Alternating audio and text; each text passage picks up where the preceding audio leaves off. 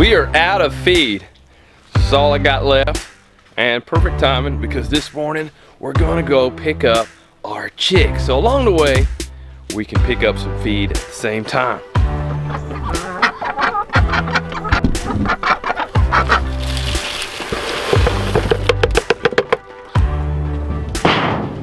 There's a number of ways to prep garden beds.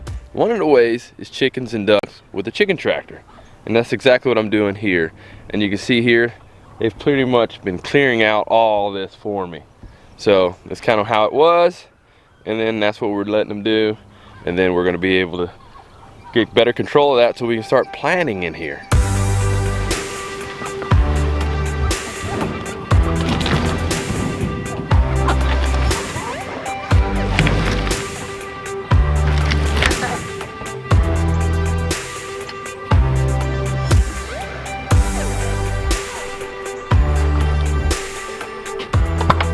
You guys ready to go? All loaded up? Yeah, I'm ready too. Pretty excited about getting some chicks? Yep. Alrighty.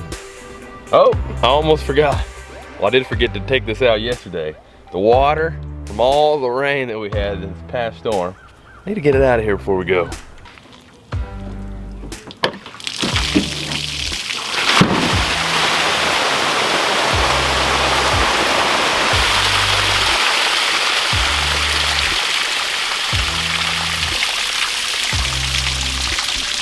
Well, there goes my mobile pool.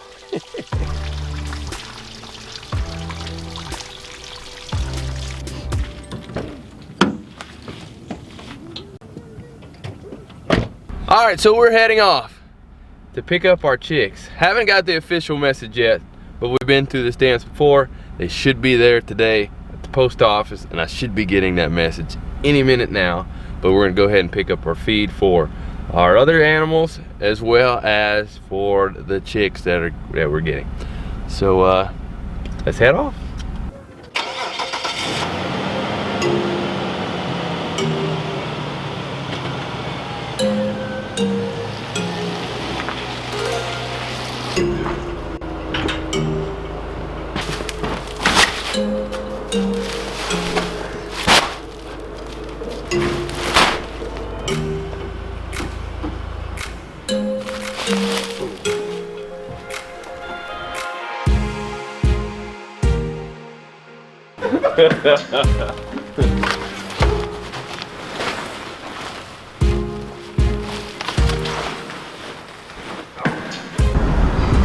Man, Daddy, we're packed in here. Sorry about that. I didn't know it was going to start raining on it. So we had to put the feed in here so it doesn't get wet in the back. We're packing it in. Alright, still haven't gotten a notification yet. This is usually the time that I get it, so I'm getting a little nervous. We still have to go in that direction anyway, so just gonna go ahead and go. Hopefully the birds will be here. Just the longer this goes, the longer they go, the more stress it puts on them, which means the less likely they are to survive. So hopefully they'll be here.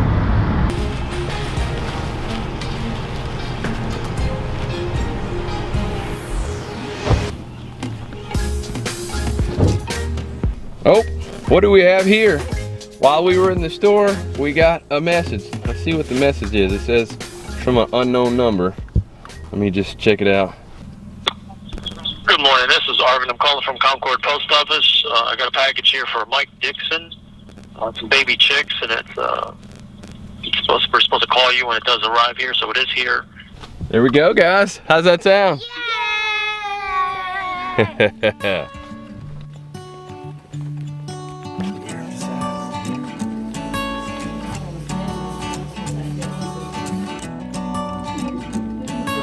Have a good weekend. I saw myself on Facebook last time. Oh, really?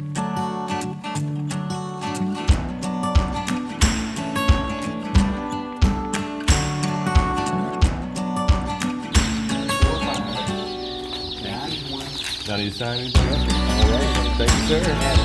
You too. Guys, go ahead and hop in. I'll put them in between you two if you want it. Is that all right? So right there, go ahead and turn them the other way. There we go. All right, we're so glad we finally have them and ready to start getting them home. I was getting a little nervous because I heard a story from another farmer here recently. He said it took him 5 days to get his chicks, and he was actually surprised that they were alive. So I hadn't heard back from him to see if they, because sometimes once they start eating and drinking, they can die even if it's been that long. But it was amazing that they lasted that long. So these have only been maybe a day and a half at the max. So we're gonna get these babies home. Gonna open it up, check and see.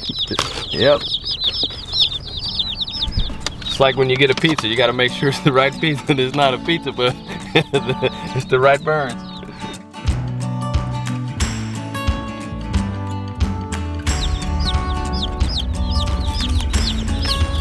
All right, we are back. Hey, Micah. Hey! You ready to see some chicks? Uh-huh. Why? Go ahead and hand them to me. There you go. All right. I don't want them. All right, I'm gonna hand these to you. Let you carry them. Hold them down flat. I'm gonna carry the pine shavings.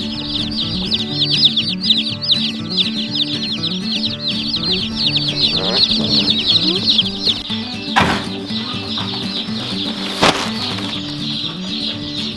In the last video, I put this chick brooder together. It's not 100% complete, but it's ready enough for the chicks. I still have some final touches to do on it.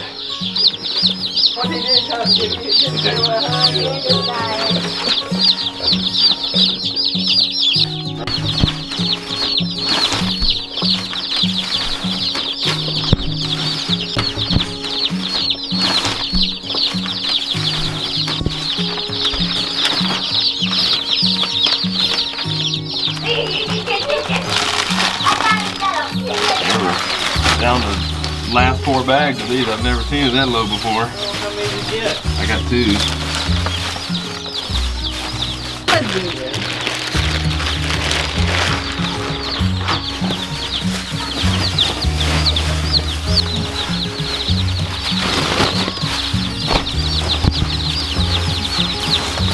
All right, you ladies do the honor of letting them out. Look at these babies.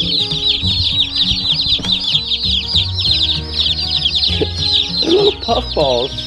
They look like yellow cotton balls. They're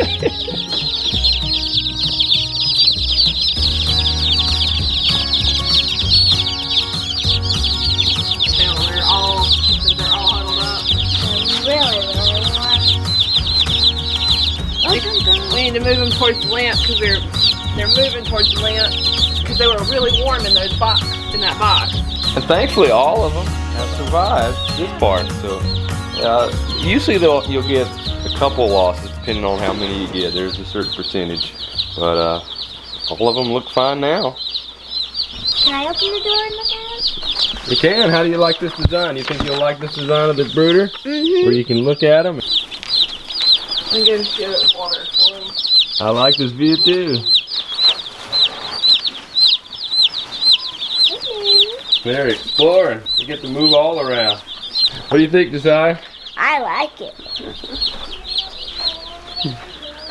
Well, they need water, so I'm going to go find the water that one of our sweet viewers bought for us the last time we had chicks, and I'm going to go find it and fill it up. Sounds good. I'm really excited about raising meat birds. We haven't done it ever, really, specifically for meat, and I think it's a good addition to our homestead, and it's gonna ensure that we have meat for our family. This one, it's so tall, I think I'm gonna have to remove the legs, and they just come off, just like this.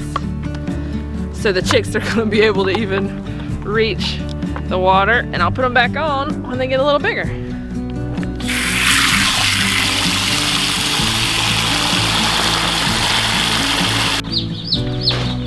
Make sure I don't squish any.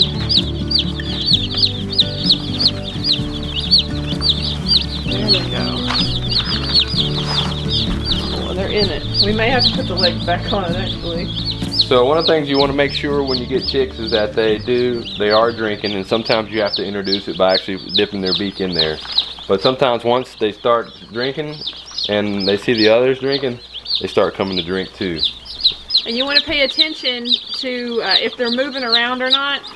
This one you got to watch out for because it's not moving around very much. Oh, now you want to get feisty. Good. You just take it and dip. Make sure their beak gets in the water. And see, they're drinking it. It's drinking it right there.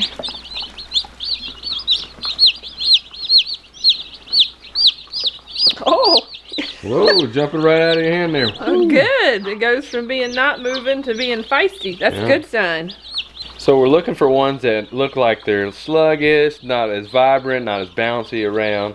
Those are usually signs that they're just maybe not as strong. And that's actually not the fun thing to deal with, but that's part of the way it goes sometimes. But also, sometimes they just need to eat and drink, yep, and then they'll be fine. Yeah, they're just dehydrated. Yeah. But once again, it's things to look out for, because sometimes you can give them some water and feed and they can bounce right back, but sometimes, regretfully, they could die. But that happens. Got to be prepared for that. It's part of the homesteading. Another thing that we try to keep in mind is looking to see if they're showing signs of being too cold. Right now these are mostly concerned with water, but as they kind of have that need fulfilled, watch to see if they're huddling up together, making sure that you kind of keep them warm. But if they're too hot, then they'll start getting as far away from the heat source as possible, and you want to watch that as well. You don't want them to be too hot. And another thing is, see how they're getting in their water?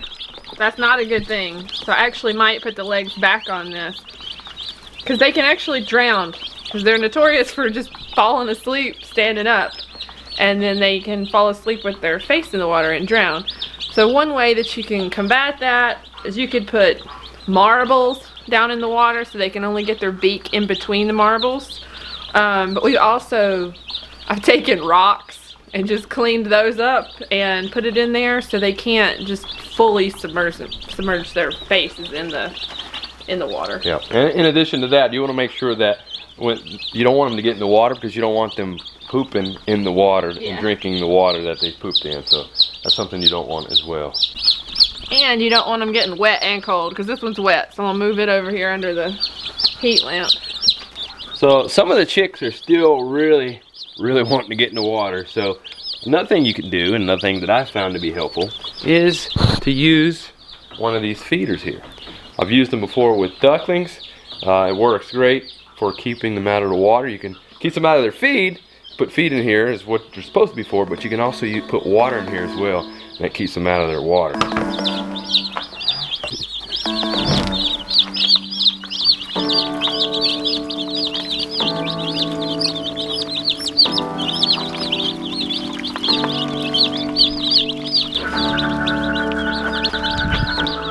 Alright, so since we have that water in there now, for now we'll just take this big water out.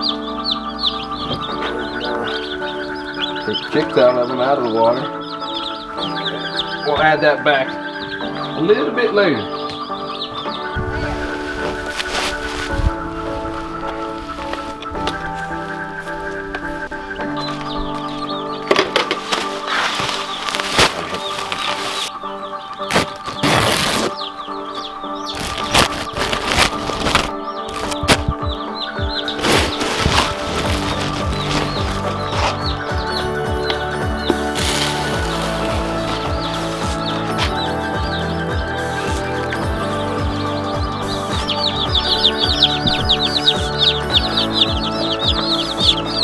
Alright, so introducing the feed, and I'm very thankful that we have non-GMO feed meal right near us to get from. And you never know, check in your area, check in some local farms and mills. Maybe they have some non-GMO feed that you can get as well. So, they don't look like they're really interested in the feed quite yet. We'll try introducing them some, but most of them are just still wanting water. So I have never seen, we've raised different kind of chicken breeds before, but we've never done the Cornish crosses. I've never seen them this thirsty for water. It's really interesting. I've never seen them get in their water before. Yeah. And with the Cornish crossing, as fast as they grow, so their bodies are probably craving water and feed, and they're going to be consuming a lot more than our birds normally do. Well, I have a number of other things to do on the homestead, and we're gonna let the chicks just kind of get adjusted and acclimated on their own, and then we'll come back and hopefully they're starting to eat by then.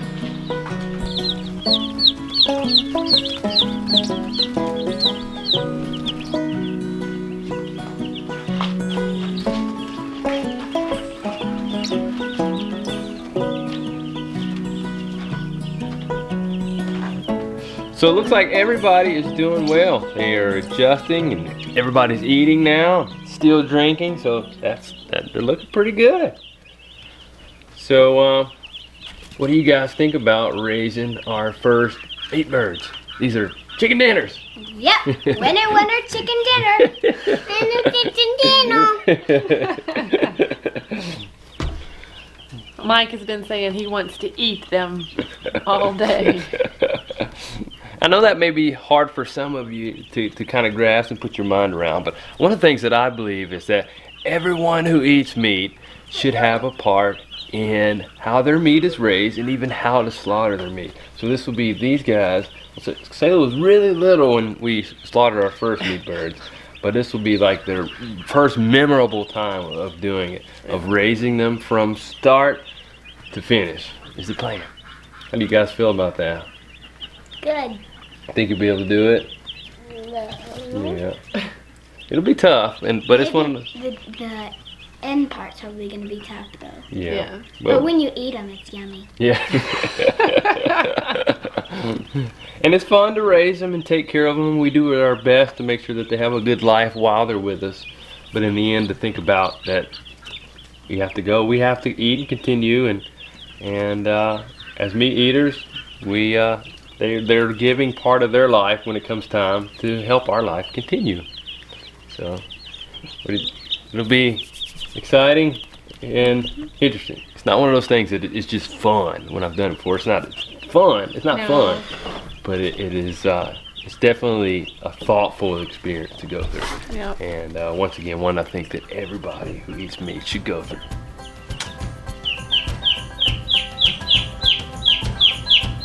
I've received a few messages and comments asking if we were vegans.